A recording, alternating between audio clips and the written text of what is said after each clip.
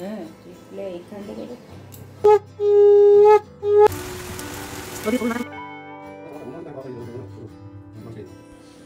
Good morning everyone. আশা করি সবাই খুব ভালো আছো, সুস্থ আছো, আর আমরাও খুব ভালো আছি, সুস্থ আছি। আর তোমাদের এত এত ভালোবাসা নিয়ে আজকে নতুন একটা ব্লগ শুরু করতে চলেছি। পুরো ব্লগটা দেখো, আশা করি তোমাদের খুব ভালো লাগবে। আর দেখো আকাশে কি সুন্দর মেঘ ভেসে বেড়াচ্ছে, দেখেছো? এবার একটু বৃষ্টি হলেই ভালো হয়, কারণ ভীষণ ভীষণ গরম। আর আমি ছাদে এসেছিলাম একটু লাল ডাঁটা তুলবো বলে, মানে যেটা অনেকে লোটে ডাঁটা বলে, তো আজকে লোটে ডাঁটা দিয়ে পোস্ত হবে। আর রান্নার দিদি এসেছে, কিন্তু ওর হাতে একটু মানে ব্যথা হয়েছে, ফুলে রয়েছে, যার জন্য আমি বললাম যে তোমাকে রান্নাটা করতে হবে না, আমি যতটুকু পারি স্কুল যাওয়ার আগে করে দিয়ে যাব। আর এই যে দেখো আমার প্রায় রান্না হয়ে এসেছে। এদিকে বসিয়েছি লাউ চিংড়ি, আর এদিকে ওই যে লাল ডাঁটা দিয়ে, ঝিঙে দিয়ে, আলু দিয়ে পোস্ত হবে। তো এখনও পোস্তটা দিইনি, আর পোস্ত বেটে টেটে সব রেডি করে দিয়েছি। ওকে খালি বললাম যে তুমি পোস্তটা দিয়ে নামিয়ে নিও। তারপর ভাতে চালও দিয়ে দিয়েছি, কারণ ভাত করার সময় ছিল না, 7টা বেজে গেছিলো, তো ও ভাতটা করবে।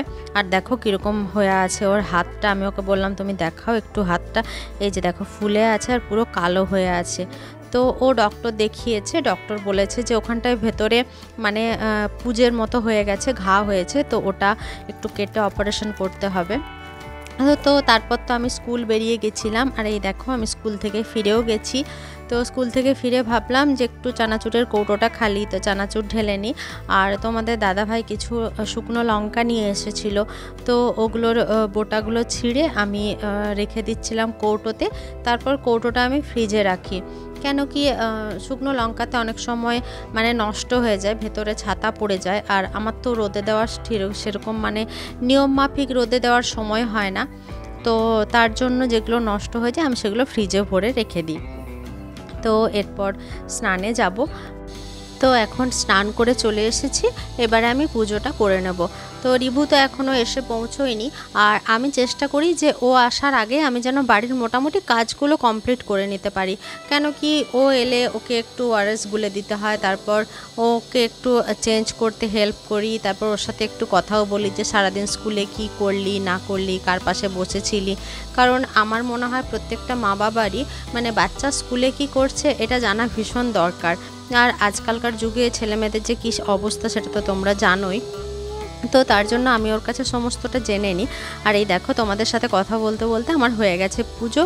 আর আমি না গোপালকে পুজো শেষের পর ওকে যে ভোগটা দিই সেটা আমি নিজের হাতে খাইয়ে দিই।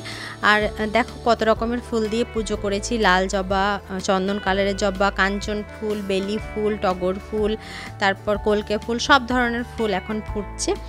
তো সব ধরনের ফুল দিয়ে ঠাকুরকে সাজিয়ে খুব ভালো লাগে দেখতে। আর এখন পুজো হয়ে গেছে, তো এরপর রিভু এখনও আসেনি, আর চলে আসবে একটু পরেই। তো ও এলে একেবারে ওর সাথেই ভাতটা খেয়ে নেব। আর জানো তো আমি রোজ পুজো করার পর হনুমান চালিসা পড়ি, মানে এটা কিন্তু খুব ভালো একটা এফেক্ট দেয়, আমি ফিল করেছি। আর পুজো হয়ে গেছে, তখনও রিভু এসে পৌঁছোয়নি বলে আমি ভাবলাম যে একটু তো রোদ আছে, তো বালিশগুলো একটু রোদে দিয়ে আসি। আর আমাদের এই সিঁড়ির ল্যান্ডিংয়ের এখানটায় টোটালি গ্লাস বসবে বলে ওখানে মানে রোদ আসে বেশ ভালো, তো ওখানেই দিচ্ছিলাম বালিশগুলো। আর কদিন ধরেই ঘাড়ে ভীষণ যন্ত্রণা হচ্ছিল, যার জন্য তো ওই জন্য দিয়ে দিলাম। আর আকাশে একটু মেঘলা হয়ে আছে, তো ভাবলাম যে যখন আমি বাড়িতে আছি বৃষ্টি হলেও প্রবলেম নেই, আমি গিয়ে তুলে নিতে পারবো, সেজন্য আজকে দিয়ে দিলাম। আর এই দেখো তোমাদের সাথে কথা বলতে বলতে দেখছি আকাশে মেঘ ঘনিয়ে এসছে, আর বৃষ্টিও শুরু হয়ে গেছে টিপটিপ করে। আর কিছুক্ষণের মধ্যে খুব জোরে বৃষ্টি চলে এলো। তো এটার জন্য আমরা সবাই অনেক দিন ধরে ওয়েট করেছিলাম। আর অন্য বছর এর অনেক আগেই বৃষ্টি চলে আসে, মানে বর্ষা নেমে যায়, কিন্তু এবছর তো বেশ অনেকটা দেরি হলো, যার জন্য সত্যি কথা ভীষণ মানে গরম পড়েছিল কদিন। তো তারপর তো দুপুরবেলা মা আর ছেলে খেয়ে পর ঘুমিয়ে পড়েছিলাম।